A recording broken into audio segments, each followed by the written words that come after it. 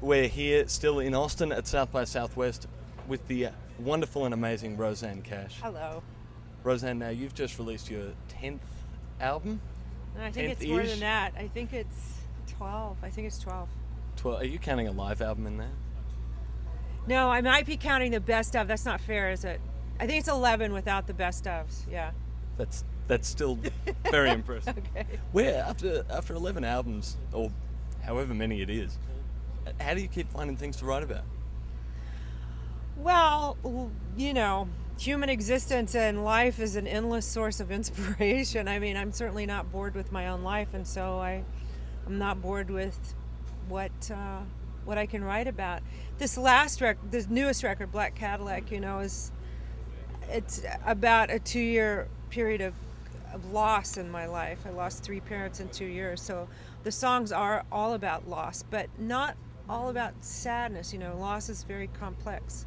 It's also about renegotiating the relationships with these people who are not in the body anymore, but you still love, and apparently probably still love me. So that was a very dense subject. There was a lot there, and that saying that the best art is art born of necessity. I think that this record was born of necessity for me. I think you're also lucky that you've, maybe not lucky, but you've had enough necessity to last you nearly 30 years. Yeah. Well, that's okay. I'm just getting started. What about, I know a lot of kids of superstars have a lot of trouble getting out of the shadow of their parents. How did you do it? How did you become your own artist? I think that kids in general have trouble getting out of the shadow of their parents. It doesn't matter what they do. You want to separate from your parents. You want to be your own person. You want to find out what you're good at. You want to leave behind the imprints that your parents gave you that aren't useful to you. That's normal. Everybody goes through that. It may have been more intense for me because my dad was so famous, but I think it would have been harder if I was a boy. So I had the great fortune of being a woman, and that made it somewhat easier. But you don't sound like your father. I don't sound like him. I don't write like him. It's different. Yeah. Maybe I can see the family resemblance a little. Yes. Maybe it's like if he were a Western medical doctor and I became an acupuncturist. Same field, different needles. What about now? I briefly mentioned before you're coming up to the 30th anniversary of when you started. Oh my having your own. God! I can't believe that. Do you have anything planned? When's the anniversary? Well, 1978 was your first record. Yeah, I think you're right. Do I have anything planned? No, I haven't even thought of that. But now that you mention it, I'm going to have a hell of a party. If I may ask you about your father for a second, he has been in the spotlight a lot lately. Yeah. He's become huge Crazy. again. How has that affected your own career? I try not to participate in that. I think some of it is insane. This attempt to dehumanize him and mythologize him is just nothing I want to participate in. And I have to ask myself the question, what does this have to do with me? And if the answer is nothing, then I move on. I let it go. I've got my own life that I certainly don't want to forego to be in the service of mythologizing my father. I'd rather have my own memories of him, which are much more sustaining to me. Yeah. But he's still his name is at least around everywhere now. Everywhere. Has that actually, as far as getting your name out there, has that been good? Oh, I can't go into that mindset of being competitive with my dad. My dad's been famous for a really, really, really long time. Yeah. If I'm not going to start worrying about that now. Fair enough. And you didn't grow up with him. When was it that you started? I did. I mean, my parents divorced when I was 12, and then after they divorced, I saw him as much as any kid sees their divorced parent. Yeah. So. Would you have been a singer anyway?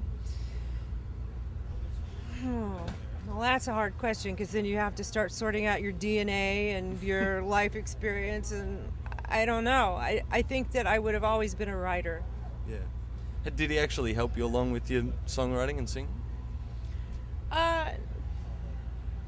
Only to the point that he was encouraging, like a parent.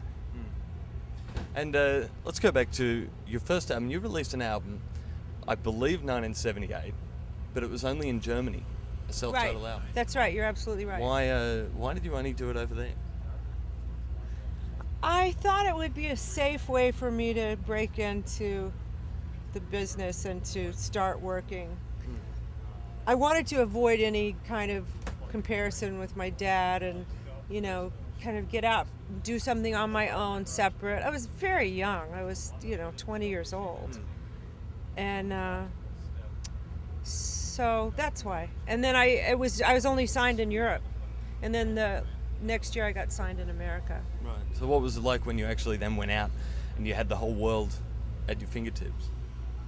Well, I became successful very early.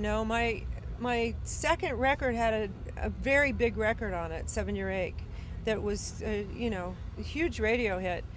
And in fact, I just got a thing in the mail that it's gotten 4 million airplays. Wow. Yeah, so I was 24 years old. So I was already kind of off and running from the beginning. And then there have been a lot of stages in my career where I've pulled back, I've changed course, I've done different things. But, my parents were supportive as parents. My dad was not into being my manager or giving so much career advice. Right, which has probably worked out for the best. Yeah, of course. Yeah. So now you got Black Cadillac, which is getting 4 and 5 star reviews everywhere, all around the world. Yeah. I don't even know where I was going with that. I was hoping the question was just going to come in with that. Yes, it is. It's getting 4 and 5 star reviews. You're absolutely right. It's doing very well. Let's forget that question. What did you say before? The magic of editing. Fantastic. Yeah, right. What about your live show? Have you had a solid band for the whole time? Yeah. No, these are musicians I've worked with for years. Yeah. And do you boss them around? no, they boss me around. It's so pathetic, if I say let's go home tonight or let's stay over in a nice hotel. No, we're driving home tonight. But playing these songs live is incredibly liberating. Yeah. There's a lot of joy in them. I mean, you wouldn't think it's a paradox, but there's a lot of joy. And you're playing here at South by Southwest.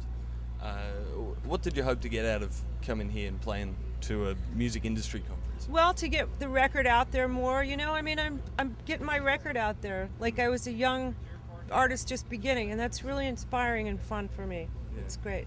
And you're playing at the biggest venue in all of Austin, whenever it is, at Town Lake Shores, just Town across Lake, the right. road. Yeah, that's going to be fun. Yeah. Well, Roseanne, thank you so much for speaking to us. It's my pleasure.